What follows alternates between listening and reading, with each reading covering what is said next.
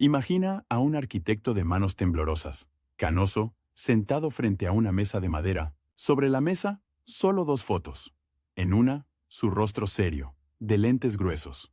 En la otra, la sonrisa desbordada de un rival que grita y baila en los mítines. Afuera, una ciudad entera contiene la respiración. Faltan menos de 48 horas para que un país entero decida entre ellos dos. Las encuestas cambian cada hora.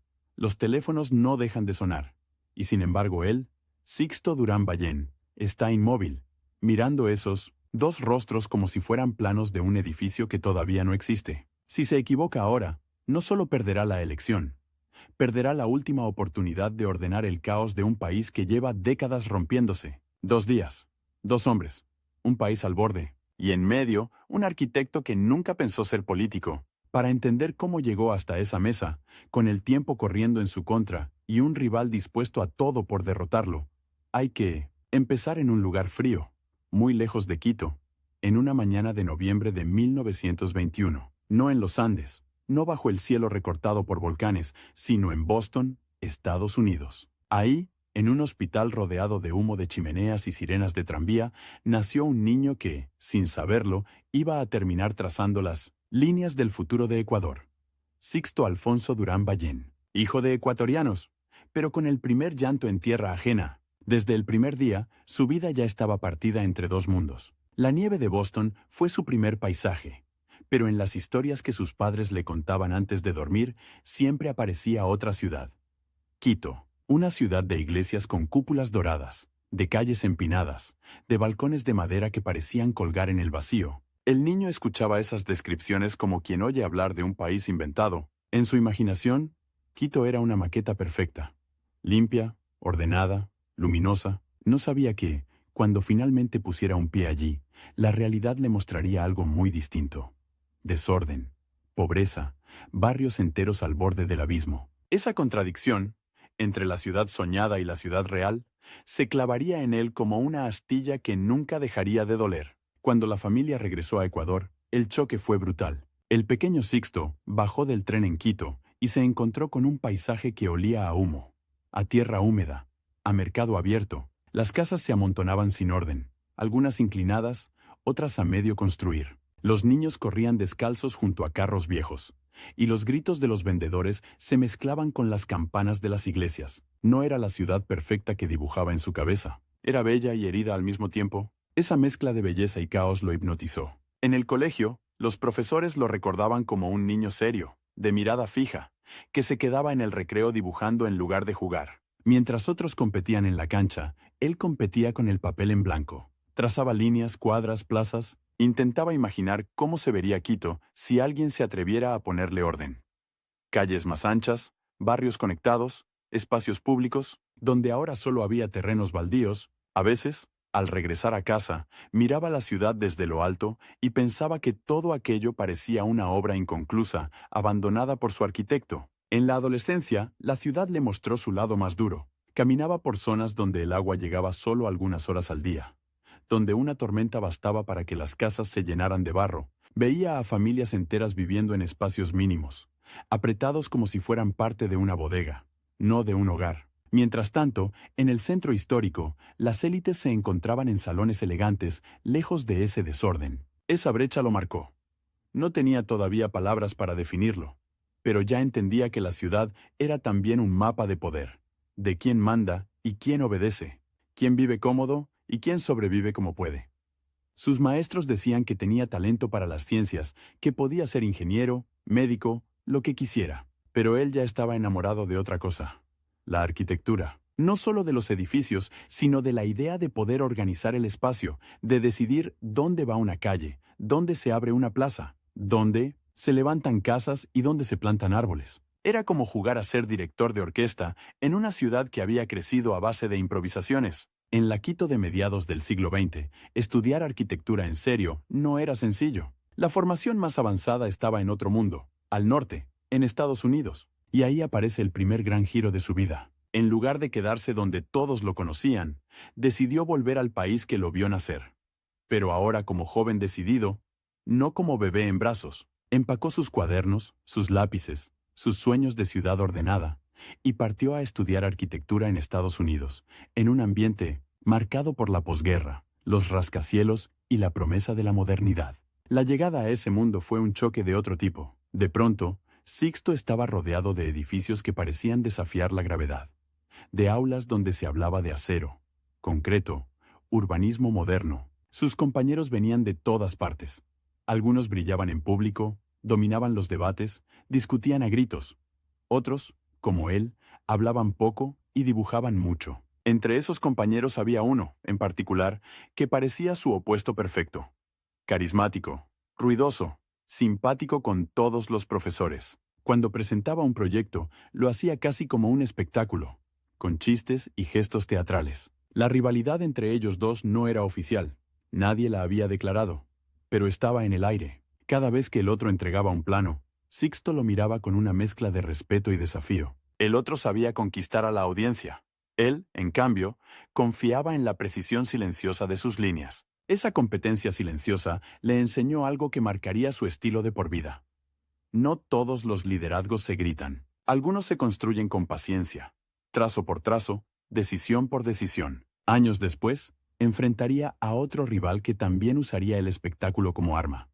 Pero en vez de aulas y planos, lo haría en plazas y pantallas de televisión. Aquel futuro choque de estilos quedaba aún lejos, pero la semilla ya estaba plantada. Mientras estudiaba, el mundo afuera parecía a punto de desbordarse. Noticias de conflictos, de golpes de Estado, de cambios vertiginosos en América Latina, llegaban a través de periódicos y radios. Sixto leía con atención lo que pasaba en Ecuador.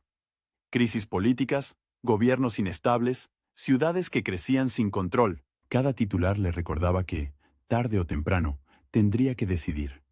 Quedarse en un país donde el orden y la planificación parecían posibles, o regresar a un Ecuador donde, a veces, ni siquiera estaba claro quién gobernaría al mes siguiente. En su último año de estudios, la vida le puso una tentación muy concreta sobre la mesa. Un profesor, impresionado por su disciplina, le ofreció la posibilidad de quedarse a trabajar en un despacho de arquitectura en Estados Unidos. Proyectos grandes, estabilidad económica, prestigio, el sueño de muchos.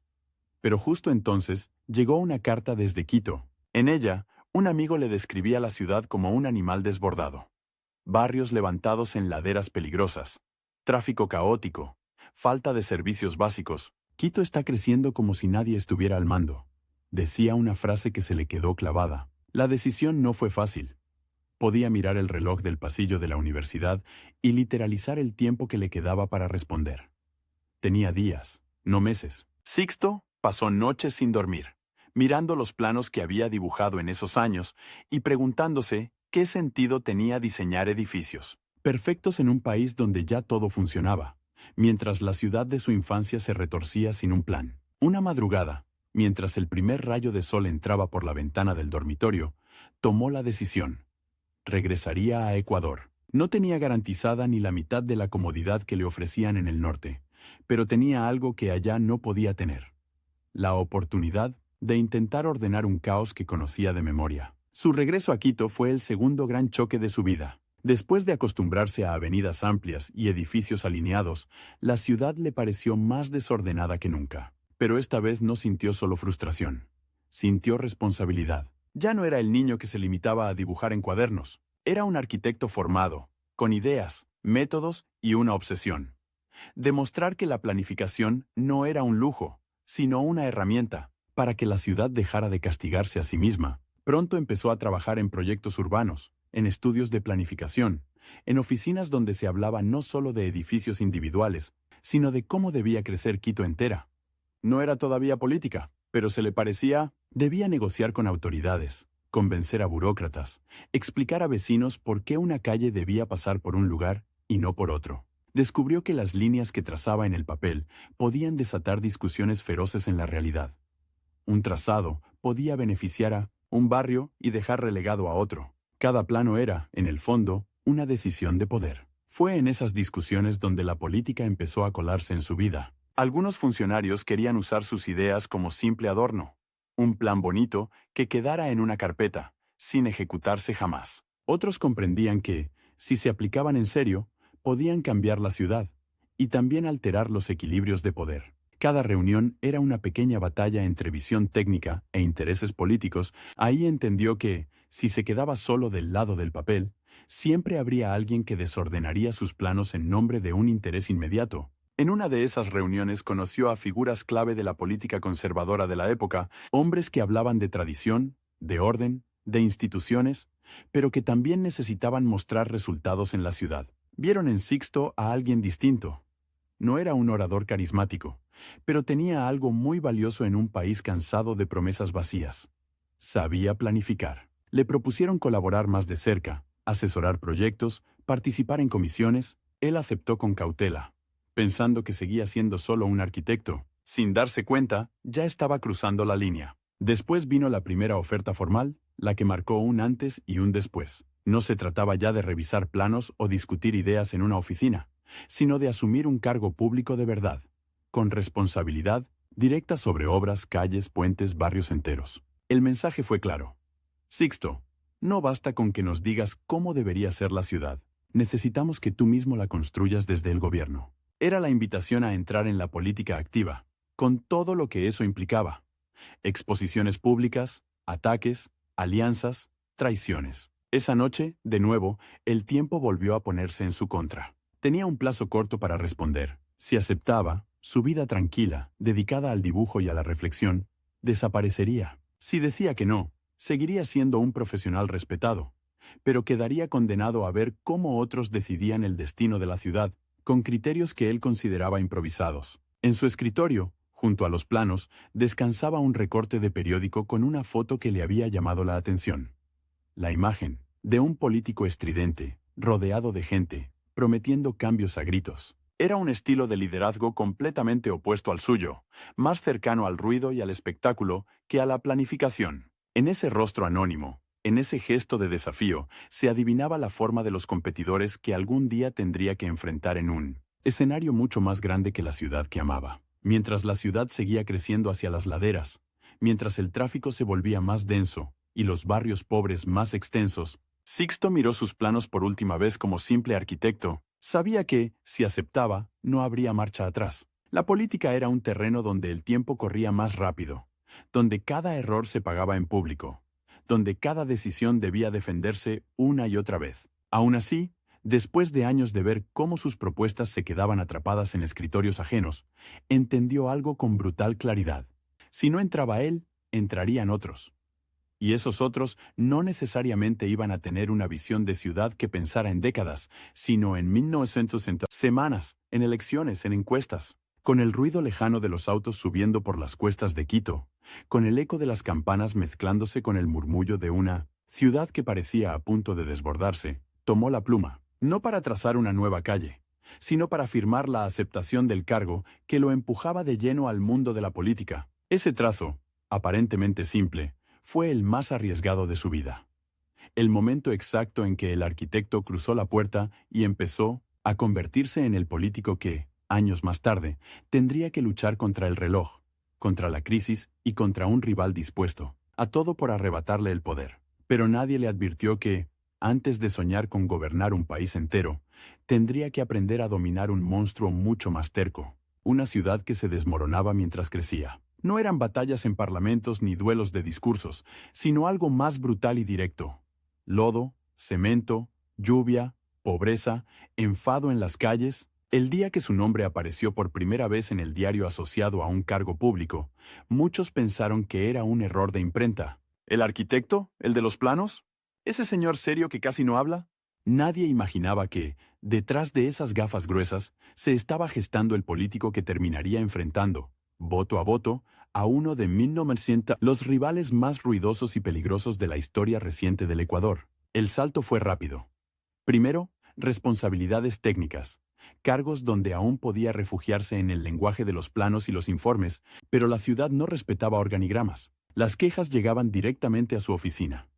Deslizamientos en las laderas, barrios sin agua, protestas por calles que se abrían en unos sectores y se olvidaban en otros. Para muchos, él era solo el ingeniero, aunque fuera arquitecto, el hombre al que había que ir a exigirle que el Estado, por fin, apareciera. En cada reunión, Mientras le hablaban de presupuestos y de plazos imposibles, sentía que el tiempo se comprimía. Tenía meses, a veces semanas, para decidir obras que afectarían la vida de miles de personas durante décadas. Fue en ese torbellino donde se forjó su estilo. Mientras otros políticos hablaban de pueblos heroicos y destinos de la patria, él hablaba de alcantarillas, rutas de buses, densidades de población, y contra todo pronóstico, eso empezó a gustarle a la gente. No porque fuera emocionante, sino porque era real.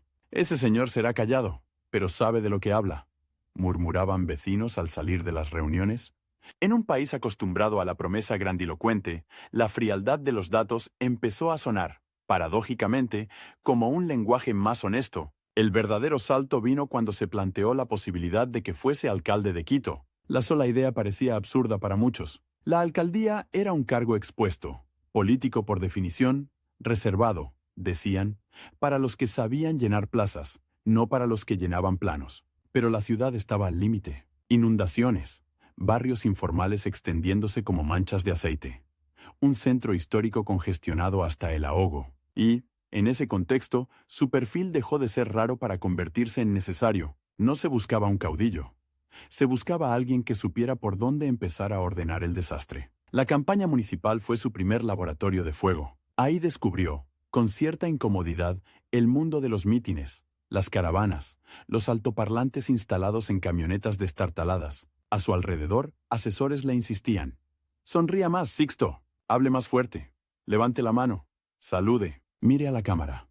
Él hacía lo justo, sin exagerar. Frente a él, los adversarios desplegaban el repertorio completo de gestos, chistes, promesas imposibles. Una tarde, desde la ventana de una sede de campaña, vio pasar una caravana rival. El candidato, de pie sobre la camioneta, bailaba al ritmo de música estridente, saludando como una estrella de cine. Los jóvenes corrían detrás, riendo, como arrastrados por una fiesta permanente. Era un estilo que le resultaba ajeno, casi grotesco, pero también peligrosamente efectivo. Lo observó con la misma atención con la que analizaba una estructura, midiendo su impacto, imaginando cómo se vería esa energía trasladada.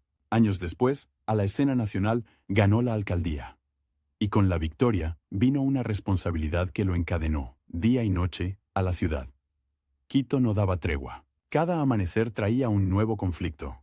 Vecinos que bloqueaban vías, comerciantes informales que defendían a golpes sus puestos, barrios que exigían agua y luz, constructoras presionando por permisos. Sus jornadas se extendían hasta la madrugada, y la ciudad se convirtió en un gigantesco tablero en el que cada movimiento tenía consecuencias imprevistas. Aún así, poco a poco, empezaron a notarse cambios. Avenidas mejor trazadas, proyectos de vivienda mejor ubicados, obras de infraestructura, que, por primera vez, parecían responder a un plan y no a un impulso. Con el tiempo, el arquitecto dejó de ser solo una descripción de su profesión para convertirse en una marca política. La gente empezó a verlo como el hombre que podía dibujar soluciones donde otros solo veían problemas. Sus reelecciones como alcalde no fueron casualidad. Cada periodo reforzaba la idea de que, aunque no fuera el más carismático, sí era el más confiable. Pero esa misma imagen empezó a abrirle una puerta mucho más grande y peligrosa: la de la política nacional. Ecuador vivía una época de cambios convulsos, gobiernos cortos, crisis económicas, golpes institucionales. En ese escenario, los partidos buscaban figuras que aportaran algo distinto. El Partido Social Cristiano vio en él un candidato ideal. Conservador, serio, con experiencia de gestión y sin escándalos. Le propusieron dar el salto, dejar de pensar solo en Quito y pensar en el país entero. La oferta tenía un brillo seductor. Gobernar una ciudad era un desafío enorme. Gobernar una nación entera, algo casi inimaginable. Pero, una vez más, el tiempo jugó su papel. Las decisiones se tenían que tomar rápido.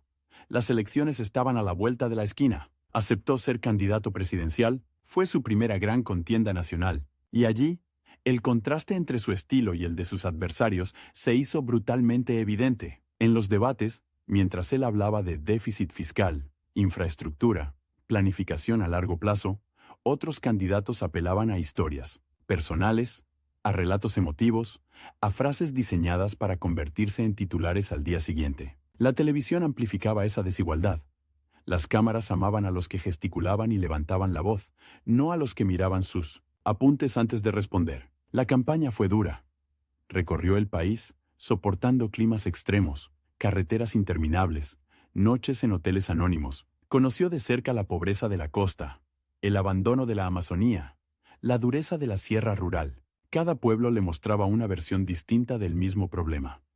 Un Estado que llegaba tarde, mal, o simplemente no llegaba. Pero, pese a ese contacto cercano, pese a los esfuerzos, la historia no terminó de su lado. Perdió. Vio, en las pantallas de televisión, cómo su nombre se quedaba atrás mientras otro avanzaba hacia la presidencia. El país eligió espectáculo. El arquitecto quedó, una vez más, relegado al plano de fondo. Para muchos, esa derrota habría sido el final de la historia. A cierta edad, después de una campaña nacional exhaustiva, lo esperable habría sido retirarse, dedicarse a la profesión, dar clases, escribir. Incluso dentro de su propio partido, comenzaron a verlo como una carta usada. La aparición de nuevos liderazgos, más jóvenes, más agresivos, más estridentes, lo fue desplazando de las primeras filas. En los pasillos de la política, los murmullos eran claros. Sixto ya cumplió su ciclo. Pero la política ecuatoriana tenía reservada una vuelta de tuerca más. La relación con la dirigencia de su partido comenzó a tensarse. Diferencias de estilo, de prioridades, de visión a futuro, se volvieron brechas difíciles de cerrar. Hubo discusiones a puerta cerrada, reclamos cruzados, decisiones que él consideró apresuradas, casi irresponsables. En el centro de esa tormenta estaba una figura poderosa, de carácter fuerte, que había logrado construir un aparato partidario sólido, pero también implacable con quien se atreviera a cuestionarlo. La rivalidad, que al principio era solo una incomodidad silenciosa, se convirtió en conflicto abierto. Llegó el momento de la ruptura. Fue un acto político, pero también personal. Dejar el partido que había sido su casa significaba renunciar a una estructura, a apoyos, a una historia compartida. También implicaba enfrentarse a un enemigo interno que conocía cada uno de sus movimientos, sus fortalezas y sus debilidades. Una vez más, la pluma sobre el papel marcó la frontera. Al firmar su renuncia, no solo abandonaba unas siglas, se arrojaba al vacío, a la incertidumbre de construir algo nuevo desde cero. De ese vacío nació una apuesta arriesgada. La creación de una nueva fuerza política, un movimiento que llevara su sello, que combinara su visión conservadora con la obsesión por la planificación y el orden institucional. No tenía grandes recursos, ni una maquinaria electoral pesada, ni hordas de militantes disciplinados. Tenía, sobre todo, un nombre propio, una reputación de seriedad y la sensación, en amplios sectores de la población, de que las cosas no podían seguir como estaban. El país atravesaba crisis severas. La inflación mordía los bolsillos, la confianza en las instituciones se desmoronaba. Fue en ese contexto, de desencanto y cansancio, cuando apareció el que se convertiría en su gran antagonista.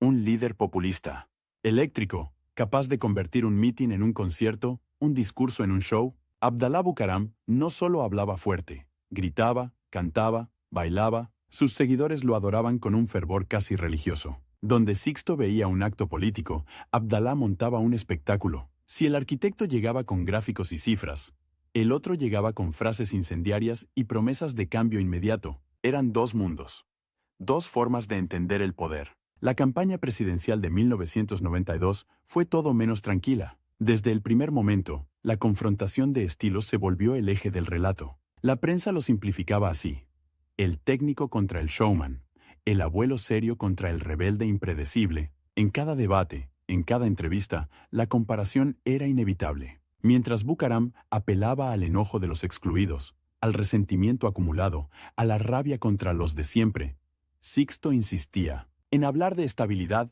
de reforma económica, de instituciones. Uno ofrecía ruptura, el otro, reconstrucción. Los meses de campaña se transformaron en una carrera agotadora. El cronómetro no se detenía. Cada semana sin visitar una provincia era terreno ganado por el rival. Cada error de comunicación se amplificaba al infinito. Los asesores de Sixto trataban de empujar sus límites. Tiene que ser más duro, más directo. La gente quiere verlo enojado.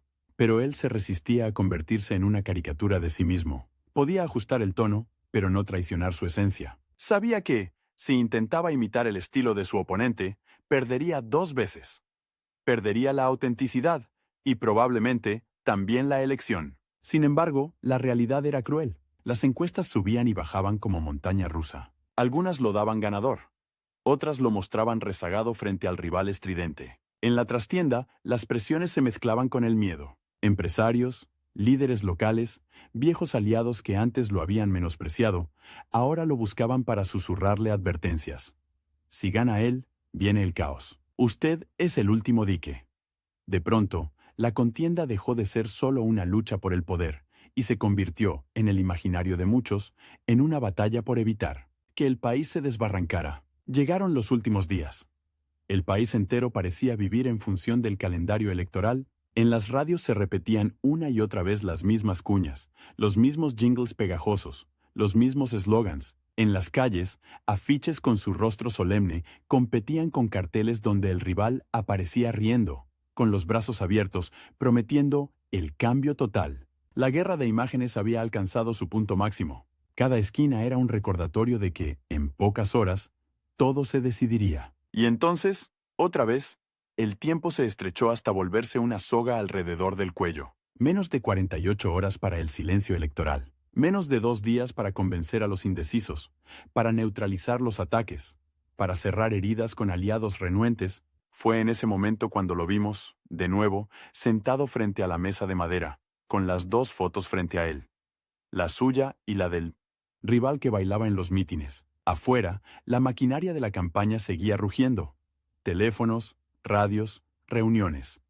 Pero en esa habitación, el silencio era casi absoluto. Lo que se jugaba ya no era solo su carrera, ni el orgullo de demostrarle a un viejo partido que se habían equivocado al subestimarlo. Se jugaba, en su mente, algo mucho más íntimo. La posibilidad de aplicar por fin, a escala nacional, la lógica que había guiado toda su vida. Orden frente al caos. Plan frente a improvisación. Institución frente a grito. Pero sabía que la respuesta no dependía de un cálculo perfecto, sino de millones de manos anónimas marcando una papeleta en cuestión de segundos. Años de trabajo, décadas de experiencia, reducidas al gesto fugaz de un elector frente a una urna. Esa noche casi no durmió. Repasó mentalmente cada tramo de su vida.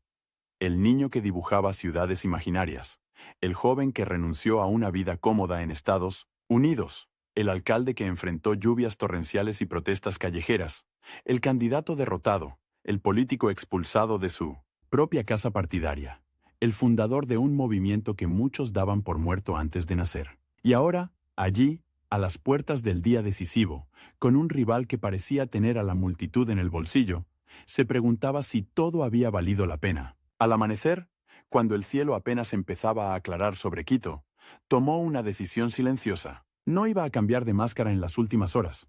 No iba a improvisar un personaje que no era. Saldría a los medios, iría a los últimos recorridos, miraría a la gente a los ojos y repetiría su mensaje, sin adornos. Sería fiel al arquitecto que había sido siempre. Si ganaba, el país tendría a un presidente que creía en los planos antes que en los gritos. Si perdía, se iría con la certeza de no haberse traicionado. Mientras se ajustaba la corbata frente al espejo, supo que, en cuestión de horas, su vida podía girar para siempre. El reloj, implacable, seguía avanzando, y Ecuador, dividido entre el espectáculo y la planificación, se preparaba para tomar partido, mientras los jóvenes soldados se arrastraban en la selva, empapados de lluvia y sudor, con fusiles más pesados que sus propios cuerpos. En Quito, un hombre de más de 70 años miraba un mapa manchado de café y marcadores rojos. En 24 horas, tal vez menos, tendría que decidir si enviaba más muchachos al frente o si ordenaba retirarse y cargar.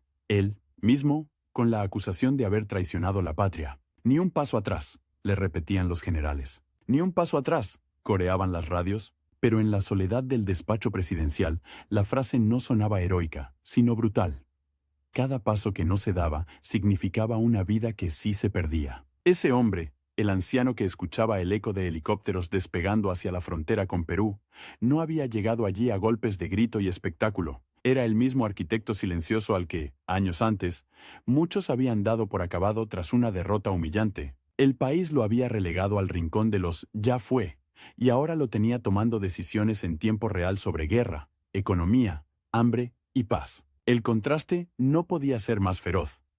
un abuelo de andar pausado decidiendo, a contrarreloj, el destino de una nación joven y nerviosa, pero para llegar a esa sala de crisis, primero tuvo que ganar una batalla muy distinta, la de las urnas. Fue el día de las elecciones de 1992, cuando ese arquitecto, que había prometido orden en lugar de fiesta, se enfrentó por fin, cara a cara, con su rival más ruidoso, Abdalá Bucaram. Mientras uno cerraba campaña bailando sobre camionetas, cantando y prometiendo un revolcón total al sistema, el otro terminaba sus recorridos hablando de déficit, carreteras y reformas que no cabían en un eslogan. La mañana de la votación, el país amaneció dividido en dos estados de ánimo. En unos barrios, la gente iba a las urnas con una sonrisa pícara, tarareando jingles pegajosos del populismo estridente. En otros, el ambiente era más sobrio, casi tenso, como si se estuviera a punto de firmar un contrato más que de participar en una fiesta. Sixto, al llegar a su recinto electoral, fue recibido con aplausos discretos, apretones de manos serios, miradas que no pedían milagros, pero sí un mínimo de estabilidad. No había fuegos artificiales, pero había una expectativa silenciosa, casi más pesada que cualquier grito. Las horas siguientes fueron una tortura. Los primeros conteos rápidos llegaban fragmentados, contradictorios. En algunos puntos del país, Bucaram arrasaba. En otros, la ventaja era de Sixto. El teléfono del comando de campaña no dejaba de sonar. Cada llamada traía una cifra distinta. En medio de ese caos numérico, se repetía un dato implacable. La elección estaba tan apretada que cualquier error, cualquier mesa, mal cuidada, podía cambiar la historia. Cuando finalmente las proyecciones comenzaron a inclinarse a su favor, nadie se atrevió a celebrarlo de inmediato. Él mismo fue el último en creerlo. Miraba los números proyectados en la pared, con sus gafas resbalando por la nariz, como si revisara un plano demasiado bueno para ser cierto. Su victoria frente a Bucaram no fue un estallido, fue un suspiro colectivo de alivio. Para millones, aquello significaba frenar, por un momento, el salto al vacío del espectáculo total. Para él, significaba algo más íntimo. La segunda oportunidad que casi nadie tiene después de haber sido derrotado a escala nacional. Pocos días después, mientras se ponía la banda presidencial, sintió de manera casi física el peso de los 4 años por delante. 4 años exactos, ni uno más. Sabía que la Constitución no le permitiría buscar la reelección, que ese reloj había comenzado a descontar desde el primer minuto. Tenía un margen de tiempo ridículamente corto para hacer lo que había prometido: ordenar la casa. El desafío era casi cruel. Se le pedía transformar un país entero con la misma precisión con la que había transformado una ciudad, pero en un plazo más breve, con más enemigos, con millones de ojos juzgando cada paso. Su primer acto de gobierno no fue anunciar una fiesta, sino un baño de realidad. Los equipos económicos le llevaron informes fríos. Déficit alto, inflación persistente, deuda que crecía como una sombra. Si el país fuera un edificio, le dijeron, estaría con las bases agrietadas y las cuentas en rojo. Y, como en cualquier obra mal calculada, alguien debía pagar la corrección. Él sabía lo que eso significaba en términos políticos: aumentos de precios, ajustes, recortes. Sabía también que ese tipo de medidas no se aplauden en plazas públicas, ni generan canciones pegajosas, generan enojo. Pero si no se tomaban rápido, los 4 años se convertirían en apenas una administración más que hizo lo mínimo para sobrevivir. Así llegaron los primeros paquetazos económicos. Del día a la noche, los ecuatorianos se encontraron con la gasolina más cara. Tarifas ajustadas, subsidios revisados. Las colas en las gasolineras se mezclaban con insultos, bocinazos, discusiones encendidas. En las radios, Bucaram, desde la oposición, aprovechaba cada oportunidad para disparar. Este gobierno es de los ricos, el arquitecto, de los banqueros, el presidente de las élites. Mientras el país hacía cuentas en los mercados y las cocinas, el viejo rival convertía el malestar en combustible político. En Carondelet, la lucha se vivía en otro idioma. Tablas de Excel, gráficos con tendencias, reuniones interminables con técnicos y organismos internacionales. Se hablaba de ajuste, modernización del Estado, racionalización del gasto. Palabras que sonaban limpias en los documentos, pero que, en la calle, se traducían en platos más pequeños, bolsillos más delgados, rabia contenida. Sixto caminaba esa línea delgada entre la responsabilidad y el suicidio político. Sabía que cada firma suya en un decreto económico era, al mismo tiempo, una piedra más en el muro de rechazo que su rival estaba construyendo desde afuera. Aún así, poco a poco, algunos indicadores comenzaron a ceder. La inflación, aunque seguía golpeando, dejó de dispararse como antes. Las cuentas fiscales empezaron a ordenarse, aunque fuera a costa de un desgaste feroz. Para él, acostumbrado a pensar en el largo plazo, aquello era una prueba de que la ruta era la correcta. Para muchos ciudadanos, en cambio, el largo plazo era un lujo. El problema era llegar a fin de mes. La distancia entre el plano y la vida real volvió a hacerse dolorosamente evidente. En paralelo, trató de trasladar al país la lógica urbanista que había aplicado en Quito. Se habló de carreteras que unieran regiones históricamente desconectadas, de mejorar puertos y aeropuertos, de pensar la infraestructura no como trofeo político, sino como columna vertebral del desarrollo. Algunos proyectos avanzaron con rapidez. Otros se hundieron en la maraña de contratos, oposiciones locales y viejas costumbres clientelares. Cada intento de hacer las cosas bien se chocaba, una y otra vez, con el sistema que se había prometido cambiar. Como si no bastaran las tensiones internas, la geografía volvió a recordarle que gobernar Ecuador nunca ha sido solo administrar un presupuesto. La frontera con el Perú, con sus líneas ambiguas y su historia de conflictos latentes, comenzó a calentarse. Informes militares hablaban de incidentes, de choques menores, de movimientos sospechosos en la espesura del oriente. Nada conclusivo, pero suficiente para encender alarmas. Alguna noche, al terminar una reunión económica, le pasaron un parte que no tenía números ni gráficos, sino algo mucho más peligroso: la probabilidad de guerra. Y la guerra finalmente llegó. En 1995, el conflicto del CENEPA explotó como una granada en plena sala de máquinas del gobierno. Mientras la prensa internacional apenas entendía dónde quedaba ese rincón de selva, para Ecuador se trataba de una herida abierta desde hacía décadas. Los noticieros mostraban imágenes confusas: helicópteros despegando, soldados camuflados entre árboles gigantescos, madres llorando, ante cámaras, mapas con flechas que nadie terminaba de entender. En medio de esa maraña de imágenes, una frase se instaló como mantra: ni un paso atrás. Fue él quien la pronunció, con la voz más firme de lo habitual. Después de escuchar a sus mandos militares, la frontera, decían, no se negocia. Había que resistir, incluso si eso significaba prolongar el combate. Pero la firmeza pública contrastaba con la brutalidad privada de las decisiones. En esas jornadas interminables, el presidente que había prometido orden se vio obligado a autorizar operaciones que implicaban, casi con certeza, bajas humanas. Cada vez que firmaba un papel, pensaba en los rostros de los muchachos que había saludado en visitas anteriores a los cuarteles. Chicos, de 18, 19 años, que quizá nunca habían salido de su provincia y ahora estaban en una selva que devoraba ruido y luz. La presión era asfixiante. Perú tenía a un presidente también duro, dispuesto a exhibir fuerza. La comunidad internacional pedía prudencia. Los medios alimentaban una euforia patriótica peligrosa, como si la guerra fuera un partido de fútbol. Él no podía permitirse esa mirada simplista. Sabía que cualquier decisión equivocada podía detonar algo más grande, una espiral de violencia que escapara a su control. Y sin embargo, sabía también que un gesto de debilidad podía costarle no solo la popularidad, sino el respeto histórico. En esos días, el reloj de la presidencia se convirtió en un metrónomo frenético que marcaba el ritmo de cada madrugada sin sueño. Paradójicamente, el conflicto, que pudo haberlo destruido, lo fortaleció. La imagen del presidente anciano que se mantenía firme, defendiendo el territorio con serenidad, contrastaba con el griterío de su rival de siempre, que desde la oposición trataba de capitalizar cualquier error. Por un momento, la figura del arquitecto se fusionó con la de un líder de guerra contenido,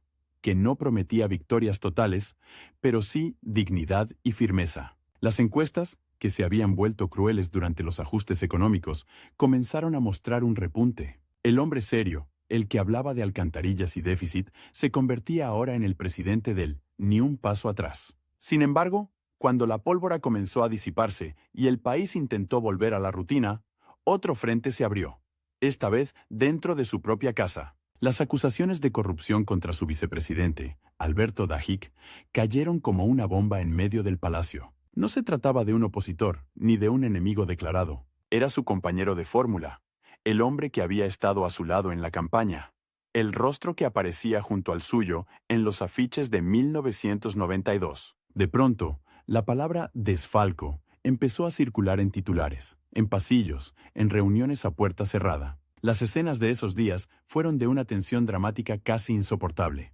Reuniones nocturnas, versiones cruzadas, documentos, acusaciones en el Congreso. Mientras él trataba de sostener la credibilidad de su gobierno, una parte del país miraba con escepticismo. ¿Cómo podía hablar de austeridad y sacrificio un gabinete salpicado por escándalos? Dahik, acorralado por procesos judiciales, terminó huyendo al extranjero en un vuelo tan silencioso como escandaloso. La imagen del avión despegando se convirtió en símbolo de algo que dolía admitir. El gobierno que había prometido disciplina y pulcritud tenía una grieta interna que ningún discurso podía tapar del todo. Para Sixto, esa fue una de las noches más amargas de su mandato. No era solo el golpe político, era la sensación personal de traición. La certeza de que, mientras él trataba de sostener una línea de severidad, otros jugaban a otra cosa desde dentro. En términos dramáticos, era como descubrir que el edificio cuya estructura llevaba años defendiendo tenía, en realidad, vigas podridas. Un arquitecto puede aceptar la furia del viento, la violencia de un sismo, incluso el ataque de un enemigo externo. Lo que cuesta aceptar es que el problema esté en los materiales con los que se construyó. Mientras tanto, en las calles, la presión social seguía acumulándose. Las reformas económicas y las leyes impulsadas por su gobierno chocaban con sectores organizados que no estaban dispuestos a dejar pasar nada sin resistencia. El movimiento indígena, articulado y cada vez más fuerte, organizó marchas masivas hacia Quito. Durante días, columnas de hombres y mujeres avanzaron por las carreteras, algunos descalzos, otros con banderas y carteles, todos con un mensaje claro. No aceptaban que desde arriba se decidiera su destino sin escucharlos. Cuando esas columnas llegaron a la capital, la imagen fue brutal. El presidente que hablaba de modernización observando, desde los balcones del poder, a miles de personas que representaban la parte más antigua, más postergada, más olvidada del país. Hubo diálogos, tensiones, momentos en que la policía y los manifestantes estuvieron a un paso del choque frontal. En alguna mesa de negociación, mientras miraba los rostros cansados de líderes indígenas que habían caminado días enteros, sintió con crudeza el límite de la planificación. No bastaban los planes perfectos si una parte importante del país sentía que no había sido tomada en cuenta en el trazado. Todo eso ocurría mientras el contador seguía avanzando. Quedaban menos de 2 años de gobierno, luego menos de 1. Cada vez que encendía la televisión y veía a Bucaram recorrer el país, gritando y bailando, entendía que la campaña siguiente ya había empezado. Aunque él todavía estuviera atrapado en el trabajo diario de gobernar, el rival que había derrotado en 1992 no se había ido. Solo estaba acumulando rabia ajena, esperando el momento de presentarse como el vehículo perfecto para descargarla. Dentro de su propio bloque político, las lealtades comenzaban a diluirse. Algunos aliados se distanciaban, otros se preparaban para saltar al barco que consideraran ganador en las elecciones de 1996. Él no podía competir en esa carrera. La ley era clara. No había reelección inmediata. Su pelea no era por conservar el poder en sus manos, sino por evitar que el proyecto que había defendido, con todas sus imperfecciones, fuera arrasado por una ola populista de revancha. Tenía que escoger un sucesor político, alguien que encarnara, aunque fuera en parte, esa idea de estabilidad frente al caos. Las discusiones sobre el candidato que lo reemplazaría se volvieron, a su manera, una nueva guerra fría dentro del propio oficialismo. Un tecnócrata gris, que garantizara continuidad, pero corriera el riesgo de ser arrasado por el carisma de Bucaram. Un político más duro, capaz de responder golpe por golpe, aunque eso implicara alejarse de la calma que él siempre había defendido. Cada nombre sobre la mesa traía consigo un paquete de intrigas, apoyos y resentimientos. Cada decisión tenía sabor a apuesta final en una mesa de casino, donde el tiempo para jugar se estaba acabando. En los últimos meses de su gobierno, el país vivía una doble realidad. En los informes oficiales se hablaba de avances, cierta estabilización económica, pasos importantes hacia la modernización del Estado, la defensa firme en el conflicto del CENEPA, obras de infraestructura que comenzaban a cambiar la geografía del país. En la calle, en cambio, se respiraba cansancio y una furia sorda que no siempre se expresaba en protestas, pero sí en conversaciones, de mercado, en taxis, en buses abarrotados. Muchos respetaban al viejo presidente. Otros lo culpaban de cada apretón del bolsillo. Casi todos sabían que, muy pronto, tendrían que decidir otra vez, en una papeleta, qué tipo de país querían. Cuando llegó la campaña de 1996, Sixto ya no era candidato, pero su sombra estaba en todas partes. Cada crítica al gobierno caía, de algún modo, sobre su figura. Cada defensa de la estabilidad invocaba su gestión y, al otro lado, Bucaram regresaba con más fuerza que nunca, vendiéndose como la venganza de los que habían soportado los sacrificios del ajuste. Las plazas volvían a llenarse de música y promesas desbordadas. El espectáculo regresaba con toda su potencia, como si los años de planificación hubieran sido solo un paréntesis incómodo. La noche en que se abrieron las urnas de esa nueva elección, él ya no estaba en el centro del escenario, pero sí en la primera fila, mirando. Sabía que el resultado no solo marcaría al país, sino también el juicio que la historia haría sobre sus 4 años. Si ganaba la opción cercana a su proyecto, se podría hablar de continuidad, de un país que, pese al dolor, apostaba por el orden. Si triunfaba su viejo rival, la narración sería otra. El arquitecto serio habría sido apenas una pausa antes del retorno estruendoso del showman. Se asomó a una ventana de Carondelet mientras las primeras cifras llegaban por teléfono. En la plaza, ya no había multitudes esperándolo a él. Había grupos dispersos, atentos, algunos con banderas de uno u otro candidato. La ciudad respiraba una mezcla de ansiedad y resignación. Sobre los tejados, el cielo de Quito comenzaba a oscurecerse, y el reloj de la torre cercana marcaba, implacable, la hora. Para Sixto Durán Ballén, aquel tic-tac no era solo el final de una jornada electoral. Era el sonido exacto del tiempo que se le agotaba como presidente, y el comienzo de algo que aún no sabía si sería reconocimiento, olvido o juicio. Afuera, el país se preparaba, de nuevo, para elegir entre espectáculo y planificación. Adentro, el arquitecto del poder recogía lentamente sus papeles, sabiendo que, esta vez, el plano que venía ya no estaría bajo su control. Mientras en la Plaza Grande empezaban a estallar cohetes por el triunfo de Abdalá Bucaram, en un pasillo casi vacío de Carondelet, un hombre de traje oscuro abrazaba una caja de cartón como si fuera un escudo. Adentro no había medallas ni trofeos, sino carpetas, planos, recortes de periódicos y un par de fotos familiares. Así salía del poder el presidente que había firmado decretos de guerra y de ajuste económico, cargando sus papeles como cualquier empleado que termina turno. Afuera, el país celebraba el regreso del espectáculo.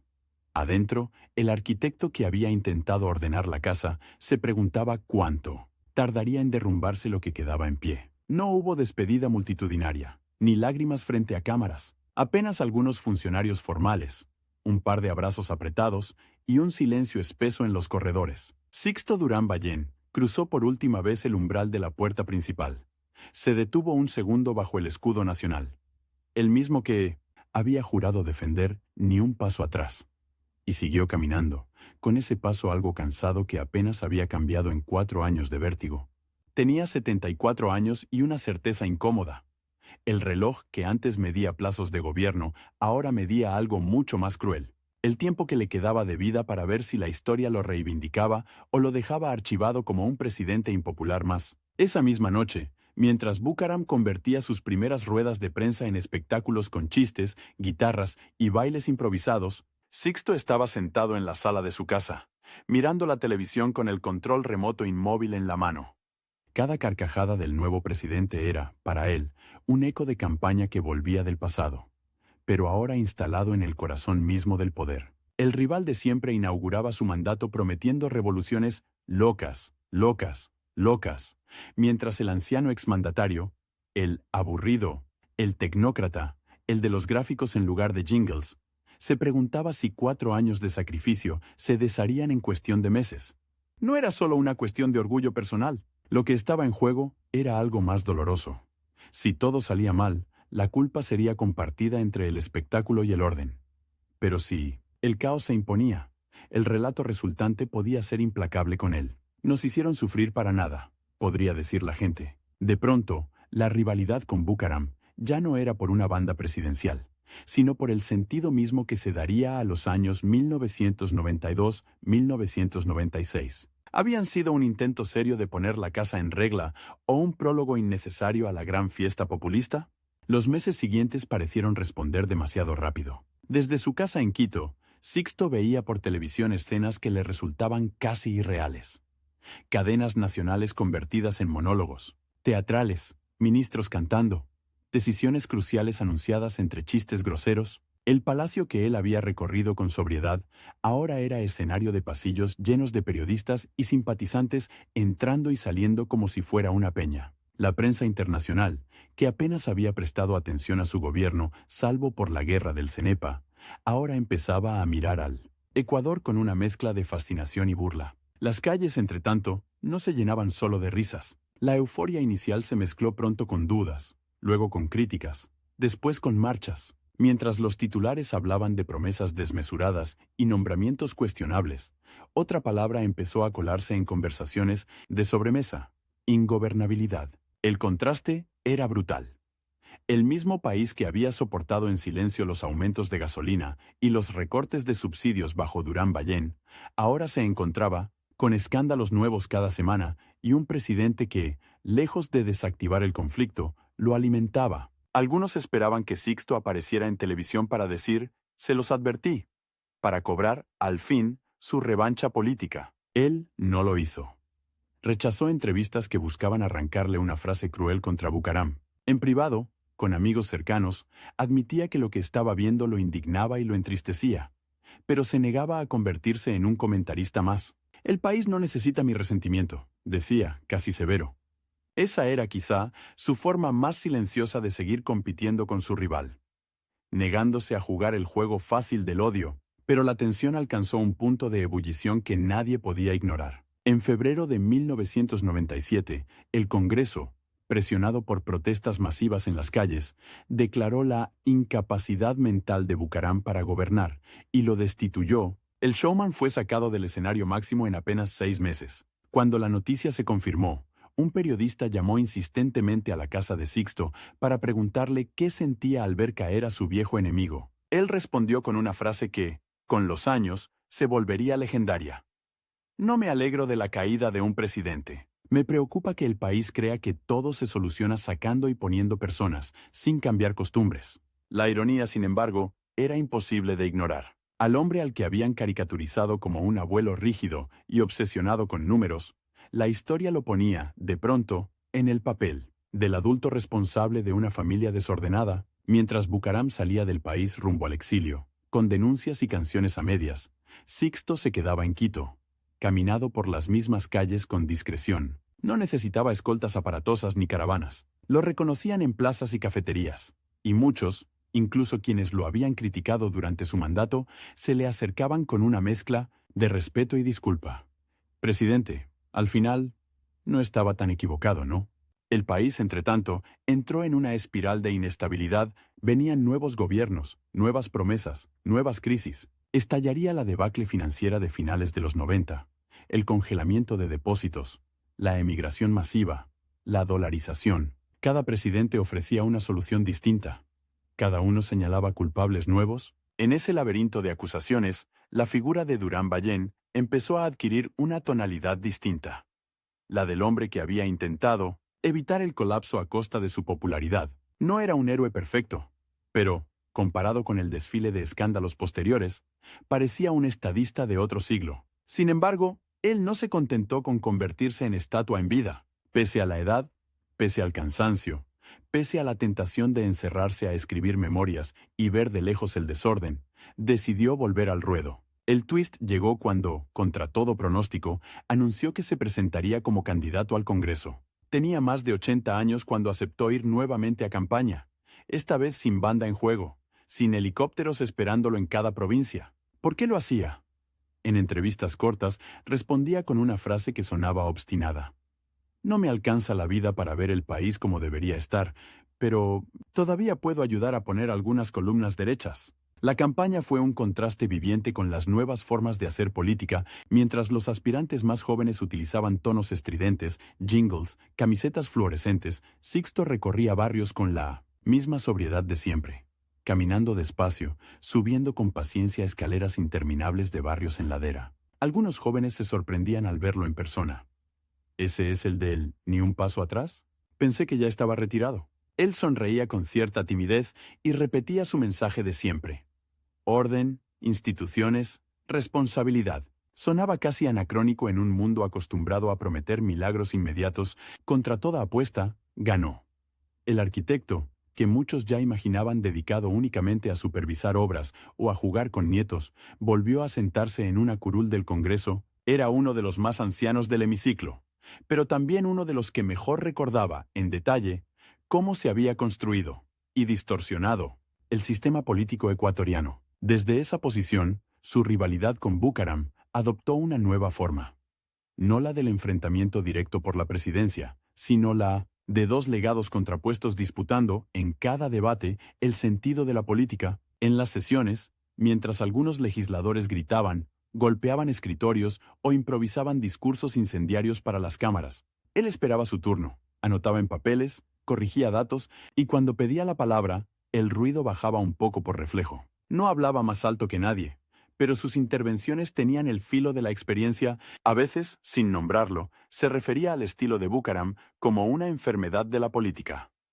No confundamos participación con circo, ni cercanía con irresponsabilidad. El país no necesita que lo entretengan, necesita que lo respeten. Su tiempo, sin embargo, estaba medido al milímetro. Cada sesión larga significaba un desgaste físico que ya no se recuperaba tan rápido. Las noches en vela que antes soportaba en Carondelet, ahora le pasaban factura en forma de cansancio que no se iba con un café. Empezó a sentir, con claridad, que su regreso al Congreso no podía convertirse en una permanencia eterna. No había reelección que valiera contra el reloj biológico. Aceptó, tarde, que el tiempo que le quedaba debía repartirlo entre la política, la familia y algo que nunca había abandonado del todo: la arquitectura. Cuando terminó su periodo como legislador, decidió no volver a postularse. Esta vez sí, de verdad, se retiraba. Pero su retiro no fue el de un hombre que se esconde. Fue el de alguien que elige con cuidado dónde quiere seguir influyendo. Aceptó invitaciones a universidades, dio charlas ante auditorios llenos de estudiantes que no habían vivido su gobierno, pero sí habían crecido escuchando fragmentos de su historia. El abuelo, que había conducido una guerra y luego vuelto a ser profesor. El expresidente, que caminaba solo por la calle. El político que no terminó en la lista de los grandes escándalos de corrupción. En esas conferencias, los momentos más intensos no llegaban cuando hablaba de victorias, sino cuando describía los dilemas. Contaba, con una claridad que estremecía, cómo se decidía una operación militar, cómo se firmaba un decreto impopular, y siempre volvía, de una forma u otra, a su rival eterno. No nombraba a Bucaram por rencor, sino como ejemplo. Los países pueden elegir entre la adrenalina del instante y la disciplina del futuro, decía, mirando a los jóvenes como si fueran los próximos arquitectos de algo más grande que un edificio. Yo representé una opción, mi opositor, otra. El resultado no se mide solo en votos, sino en lo que queda después de que apagan las cámaras. Con los años, su figura empezó a ser reclamada por otros protagonistas. Los militares en particular no olvidaron su rol en el CENEPA. En ceremonias discretas, en cuarteles alejados del ruido político, se lo invitaba como invitado de honor. Viejos soldados se cuadraban ante él, y jóvenes oficiales, que apenas eran niños durante la guerra, lo escuchaban con respeto. Para ellos, no era el presidente de los paquetazos, sino el jefe de Estado que no titubeó cuando les tocó defender una frontera, envuelta en niebla y muerte. Al mismo tiempo, el país seguía su propio vaivén. Nuevos presidentes llegaban y se iban. Algunos, como Bucaram, terminaron fuera del cargo antes de tiempo. Otros salieron entre cacerolas, marchas, gritos. La lista de mandatarios acorralados por escándalos de corrupción o acusaciones de abuso de poder se alargaba año tras año. En ese desfile, el nombre de Sixto Durán Ballén comenzó a adquirir un brillo inesperado. El del exmandatario que, con todos sus errores, no se había enriquecido obscenamente, no había huido, no había convertido el Estado en escenario personal. La comparación era inevitable, y esa comparación era, en sí misma, una forma de victoria en su larga competencia simbólica con Bucaram. Ya en sus 90 años, el tiempo se convirtió en un adversario más terco que cualquier opositor político. Sus pasos se volvieron más lentos, sus apariciones públicas, más espaciadas, pero su mente seguía aferrada a planos, ideas, croquis. En la mesa de su casa, junto a álbumes de fotos y reconocimientos oficiales, seguían apareciendo pequeños bocetos de edificios, trazos, de lápiz sobre hojas sueltas. Para él, La arquitectura había sido siempre la metáfora perfecta del poder. Si las bases son malas, el edificio se cae, por muy bonita que sea la fachada. Y cada vez que escuchaba una nueva denuncia de corrupción o un nuevo escándalo político, repetía la misma frase, casi en susurro. Estamos construyendo con materiales equivocados. Una de sus últimas grandes apariciones fue en un homenaje público, donde se le reconoció su conducción en el conflicto del Cenepa. Subió al escenario ayudado de un bastón, rodeado de oficiales, políticos, ciudadanos de distintas edades. Cuando le entregaron una medalla, el auditorio se puso de pie. Algunos jóvenes agitaban pequeñas banderas. Otros, que no habían vivido ni su gobierno ni la guerra, aplaudían por contagio, sin saber del todo qué representaba ese señor de cabello blanco. Él tomó el micrófono, miró la medalla y dijo, con la voz algo quebrada: no fuimos héroes, fuimos responsables. La patria no se defiende con gritos, se defiende con decisiones difíciles. El 15 de noviembre de 2016, un día después de cumplir 95 años, su corazón se detuvo en Quito. No hubo un final cinematográfico. No habría podido escribir un guión más simbólico. Morir justo después de completar, exacto, otro plano de tiempo. 95 años y un día. La noticia corrió por radios, redes sociales, noticieros. Para algunos fue el fallecimiento de un expresidente respetable. Para otros, el cierre de una época en la que, mal que bien, todavía, había dirigentes dispuestos a decir cosas impopulares sin esconderse detrás de un carnaval. En su velorio, las banderas lucían a media asta. Viejos adversarios políticos se acercaron a darle el último adiós. Algunos con gestos sinceros, otros quizá por cálculo. Entre coronas de flores y discursos formales, se escucharon palabras que en vida le habían sido regateadas. Coherente, honesto, austero. Afuera, en la calle, un grupo pequeño de ciudadanos se quedó de pie. En silencio. No había multitudes desbordadas ni llantos teatrales. Había más bien una sobriedad que parecía hecha a su medida. En Panamá, en Europa, en distintos rincones donde el exilio y la fuga habían llevado a varios políticos. Algunos nombres ligados a los años 90 seguían vivos, peleando todavía por justificar actos, por limpiar expedientes, por reescribir su propia historia. La rivalidad con Bucaram, de alguna manera, sobrevivía incluso a la muerte del arquitecto. Unos recordaban al loco carismático que había prometido un revolcón.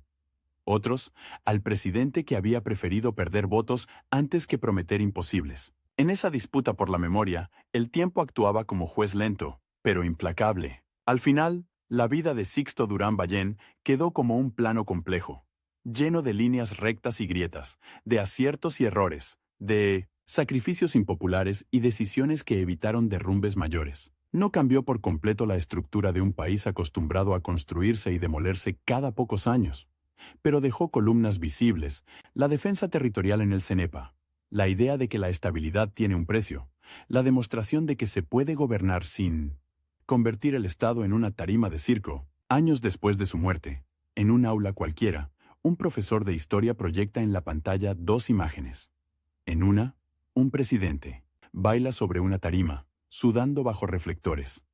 En la otra, un anciano de gafas gruesas mira un mapa lleno de líneas y cifras. Estos dos hombres, dice el profesor, se enfrentaron por el mismo país, por las mismas urnas, por la misma audiencia.